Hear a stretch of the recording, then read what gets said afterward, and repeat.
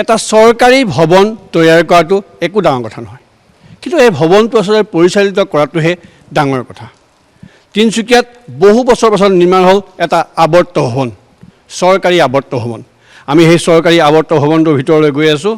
যথেষ্ট বিশাল আকাৰত, যথেষ্ট আটক ধুনীয়াকৈ নিৰ্মাণ কৰা হৈছে এই আৱৰ্ত ভৱন। আমি দেখুৱাব বিচাৰিছোঁ। আৰু আটাইতকৈ গুৰুত্বপূৰ্ণ, মই কিছু সোনকালে আহিবলৈ অনুৰোধ কৰিম, যে আচলতে এই আৱৰ্ত ভৱনটো যথেষ্ট গুৰুত্বপূৰ্ণ হিচাপে হৈছে সমগ্ৰ তিনিচুকীয়া জিলাখনৰ বাবে। আৰু এই গুৰুত্বপূৰ্ণটো এই কাৰণেই বৈশিষ্ট্যপূৰ্ণ এই মুহূৰ্তত হৈ পৰিছে যে আচলতে এই আৱৰ্ত ভৱনটো চলাবলৈ এটা মহিলা আত্মসহায়ক গোটক দায়িত্ব প্ৰদান কৰিছে। বিতুপন সমগ্ৰ পৰিৱেশটো, প্ৰথমতে সমগ্ৰ পৰিৱেশটো মই দেখুৱাই থাকিবলৈ অনুৰোধ কৰিম। মহিলাসকল আছে, আমি বাইদেউসকলক ওচৰলৈ নিমন্ত্ৰণ কৰিছোঁ। ওচৰলৈ নামি আহক, আপোনালোক ওচৰলৈ নামি আহক। আমি আপোনাৰ ওচৰলৈ যাম, তেখেতলৈ যাম, কি তাৰ আগত আমি কেইবাজন বিতুপনৰ সমগ্ৰ পৰিৱেশ দেখুৱাই থাকিব যে আচলতে এইসকল মহিলা, প্ৰায় 20 গৰাকী মহিলাই এই সমগ্ৰ আৱৰ্ত ভৱনটো পৰিচালনাৰ দায়িত্ব লৈছে, চৰকাৰে তেওঁলোকক দিছে। আমি প্ৰথমে আপোনাৰ ওচৰলৈ আহিছোঁ। কেনেকুৱা লাগিছে? ভাল লাগিছে। আজি পৰিচালিত হ'ব এটা চৰকাৰী প্ৰতিষ্ঠান। ভাল লাগিছে। আমি পোনপ্ৰথমে আপোনালোকক জনাব বিচাৰিছোঁ যে আমি অসম ৰাজ্যিক গ্ৰামীণ জীৱিকা অভিযানৰ ইটাখুলি উন্নয়ন খণ্ডৰ অন্তৰ্গত বৰগুৰি গাঁও পঞ্চায়তৰ বান্ধৱী জনকল্যাণ আত্মসহায়ক গোট, আৰু আমাৰ মাজতে বান্ধৱী জনকল্যাণ আত্মসহায়ক গোটৰ লগতে আমাৰ এটা উইকেটাৰ বুলি কেটাৰিং গ্ৰুপ এটাৰো জইন হৈ আছে। একেলগে আমি 20 গৰাকী সদস্য আছোঁ। আমি 2015 চনৰ পৰা এই কামখিনি কৰি আহিছোঁ কেটাৰিং গ্ৰুপৰ। আৰু 2015 চনৰ পৰা আমি প্ৰথমতে সৰুকৈ আৰম্ভ কৰিছিলোঁ।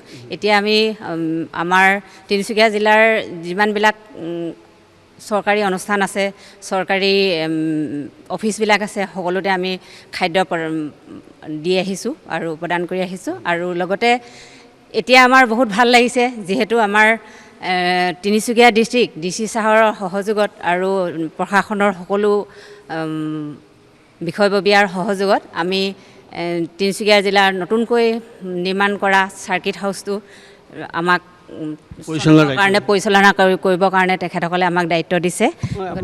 আপোনালোক আৰু গোটেইখিনি ওচৰলৈ আহক। আপোনালোকক দেখুৱাবলৈ ভাল লাগিছে যে অসমৰ প্ৰত্যেকজন মানুহে চাওক, আপোনালোকক চাওক কিমান শান্তিৰ হাঁহি এটা মাৰিছে যে এটা চৰকাৰী অনুষ্ঠান এটা চলাবলৈ আপোনালোকক দায়িত্ব দিছে।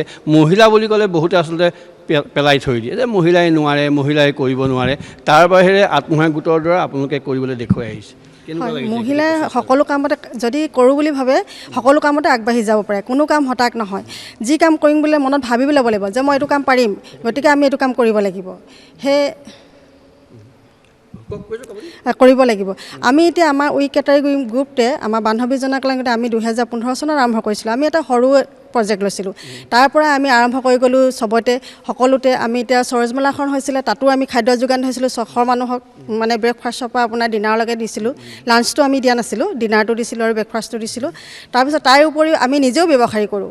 আমাৰ নিজৰো মানে আছে ব্যৱসায়ী। আমি ধৰি লওক থলুৱা খাদ্যবিলাক বনাওঁ, আমি পাৰ্চ দিওঁ, কোনোবা অৰ্ডাৰ দিলে তাকো দিওঁ আমি।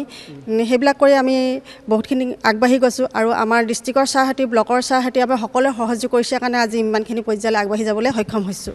এটা চৰকাৰী আৱৰ্ত ভৱন, তিনিচুকীয়া জিলাৰ চৰকাৰী আৱৰ্ত ভৱন পৰিচালনা কৰিবলৈ দায়িত্ব পাইছে, কেনেকুৱা লাগিছে? ভাল লাগিছে, ভাল লাগিছে। আৰু ইমানখিনি হেৰি কৰাৰ পিছত কিমানগৰাকী মহিলা জড়িত হৈ আছে? 20 গৰাকী। 20 গৰাকী জড়িত হৈ আছে। আপোনালোক সকলোৱে একেখন গোটৰে হয়। আমি এই কেটাৰিং গ্ৰুপটো একেলগতে কৰোঁ। চাবুৱা বিধানসভা সমষ্টিৰ বিধায়ক আমি দেখিছোঁ আহি আছে, ইয়াত আছে।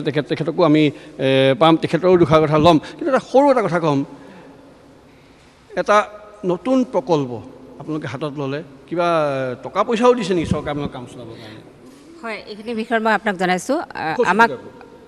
আমাক জিলা প্ৰশাসনৰ ফালৰ পৰা ইয়াত যিমানখিনি প্ৰয়োজন হৈছে বস্তু, আমাৰ ৱাশ্বিং মেচিনৰ পৰা, ফ্ৰিজৰ পৰা, আপোনাৰ মিক্সাৰ গ্ৰাইণ্ডাৰৰ পৰা, যিমানখিনি বস্তু আমাৰ এই চাৰ্কিট হাউচটো চলাবৰ কাৰণে প্ৰয়োজন হৈছে, সকলোখিনি বস্তু আমাৰ প্ৰশাসনে আমাক যোগান ধৰিছে। আমি চাবুৱা বিধানসভা সমষ্টিৰ নৱগঠিত মাকুম বিধানসভা সমষ্টিৰ বিধায়ক আমাৰ লগত আছে। আমি আপোনাৰ ওচৰলৈ আহিছোঁ। নমস্কাৰ। এইটো আপোনাৰ এলেকাতে পৰিলে? আপোনাৰ সমষ্টিতে পৰিলে? নহয়, এইটো বৰ্তমান তিনিচুকীয়া বিধানসভা সমষ্টিৰ আণ্ডাৰতে আছে। আগতে আছিলে, এইটো আমি প্ৰতিষ্ঠা কৰিছিলোঁ মাননীয় মুখ্যমন্ত্ৰী ডাঙৰীয়াক দি পেলাই। খুব এটা সৰ্বসুন্দৰ ব্যৱস্থা। ইয়াতে সৰ্বমুঠ 20টা কোঠা আছে আৰু 2টা মানে শ্বুট ৰুম আছে, VVIP ৰুম আছে, আৰু বাকীকেইটা ৰুমতো সৰ্বসুন্দৰ ব্যৱস্থা আছে। ধুনীয়া ব্যৱস্থাৰ বিপৰীতে হয়, আপোনালোকে বৰ ডাঙৰ এটা গুৰুত্বপূৰ্ণ সিদ্ধান্ত ল'লে যে মহিলাৰ হয় হয় হয়, এইটো আমি নিৰ্বাচনৰ আগতেই এই সিদ্ধান্ত আমি আচলতে লৈছিলোঁ যে ইয়াতে যথেষ্ট কষ্ট কৰি আমাৰ মহিলা গোটসমূহে নিজৰ দায়িত্ব পালন কৰিছে। সফলতাৰে বিভিন্ন ব্যৱসায় তেওঁলোকে আৰম্ভ কৰিছে। বিশেষভাৱে বিভিন্ন জেগাত তেওঁলোকে কেটাৰিং কৰি পেলাই তেওঁলোকে নিজস্বভাৱে তেওঁলোকে আগবাঢ়িছে আৰু তেখেতসকলক সাহস আৰু প্ৰেৰণা যোগাবৰ বাবে আচলতে এই ব্যৱস্থা কৰা হ'ল। ময়ো কৈছিলোঁ যাতে গোটসমূহক যদি দি দিয়া হয় তেতিয়াহ'লে ই সুন্দৰ হৈ থাকিব, পৰিষ্কাৰ হৈ থাকিব আৰু সকলোৱে ভাল সুবিধা ইয়াতে পাবৰ কাৰণে সক্ষম হ'ব। তো যোৱাকালি আমি এখেতসকলক আত্মসহায়ক গোটৰ আমাৰ বাইদেউসকলক এই চাৰ্কিট হাউচটো তেওঁলোকক চমজাই দিয়া হৈছে। ইয়াতে বেছিভাগ কোঠাই তেওঁলোকৰ আণ্ডাৰত থাকিব, 6টামান কোঠা আমাৰ প্ৰশাসনৰ আণ্ডাৰত থাকিব আৰু বাকী যিকেইটা কোঠা এখেতসকলৰ আণ্ডাৰত থাকিব তেওঁলোকে তাতে তেওঁলোকৰ সুবিধা হিচাপে তেওঁলোকে আবণ্টন দিব পাৰিব। এটা ডাঙৰ প্ৰত্যাহ্বান তেওঁলোকৰ কাৰণে মই ভাবোঁ যে তেওঁলোকে ছাকচেছ হ'ব। তেওঁলোকে নিজেই ইমান কষ্ট কৰি পেলাই কাম কৰিব পৰা হৈছে আৰু মই সকলোকে আহ্বানো জনাম যে এখেতসকলক যাতে সহায় কৰে। ইয়াতে বিভিন্ন ধৰণৰ মানুহ ইয়াতে আহিব, গতিকে অসমীয়া থলুৱা খাদ্য, পিয়'ৰ খাদ্য আমাৰ বাইদেউসকলৰ হাতেৰে খাব। হলদি মছলাযুক্ত বেলেগৰ পৰা খোৱাতকৈ ইয়াত যদি খাই বিভিন্ন বেমাৰ আজাৰৰ পৰা তেওঁলোকে পৰিত্ৰাণ পাব। আৰু মই ভাবিছোঁ যে বাইদেউসকলে যিটো তেওঁলোকে আলহীক যিটো আচলতে শুশ্ৰূষা আপ্যায়ন কৰে সেই বস্তুটো ক'তো পোৱা নাযাব। 5 ষ্টাৰ হোটেলতো সেইটো পোৱা নাযাব, কিন্তু এইটো এওঁলোকৰ হাতত পোৱা পাব সেইটো। গতিকে সেইটো এটা ডাঙৰ কথা। আৰু ওচৰতে আমাৰ কনভেনশ্যন হলটো আছে। কনভেনশ্যন হলত মানে মাজে সময়ে ইটো সিটো সভা হৈ থাকে, গতিকে সেই কনভেনশ্যন হলতো তেখেতসকলে খাদ্যৰ যোগান তেওঁলোকে ধৰিব পাৰিব আৰু ইয়াতো বিভিন্ন ধৰণৰ সভা সমিতিবিলাক হ'লে তেওঁলোকে দিব পাৰিব। আৰু বিভিন্ন ধৰণৰ পৰ্যটক আচলতে আহিব। আমাৰ অৰুণাচলৰ পৰা যিসকল পৰ্যটক আহিব তেওঁলোকে ইয়াতে জিৰণি ল'ব। গতিকে ইয়াত সুন্দৰ ব্যৱস্থা থাকিলে এই বস্তুটো যদি অকণমান আমি এডভাৰটাইজমেণ্টটো ভালকৈ কৰিব পাৰোঁ তেতিয়াহ'লে যিমান সংখ্যক পৰ্যটক অৰুণাচললৈ যাব, মই ভাবোঁ যে সকলোবিলাক পৰ্যটকে আমাৰ ইয়ালৈকে আহিব আৰু অসমৰ সোৱাদ লৈ পেলাই যাব ইয়াতে। আৰু বাকী যিসকল বিভিন্ন চৰকাৰী কাম কাজৰ কাৰণেও ইয়াতে আহিয়ে থাকে, গতিকে সেই চৰকাৰী কাম কাজৰ কাৰণে যিসকলে আহিব ইয়াতে থাকিব, এখেতসকলৰ মানে যিখিনি খাদ্য গ্ৰহণ কৰিব তেওঁলোকৰ আপ্যায়ন গ্ৰহণ কৰিব, সুখী হ'ব। যথেষ্ট গুৰুত্বপূৰ্ণ। আচলতে চৰকাৰী নহয়, চৰকাৰী বেচৰকাৰী প্ৰতিজন লোকৰ কাৰণেই মুকলি এই তিনিচুকীয়া জিলা প্ৰশাসনৰ এই আৱৰ্ত ভৱনটি।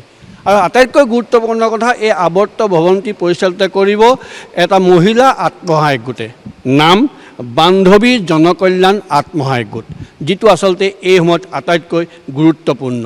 মই দেখুৱাব বিচাৰিছোঁ এই মহিলাসকলক যিসকলৰ দ্বাৰা পৰিচালিত হ'ব এই আৱৰ্তভৱন আৰু যাৰ দ্বাৰা অৰ্থনৈতিক ভেটি এটা গঢ়ি তুলিব মহিলাসকলৰ দ্বাৰা।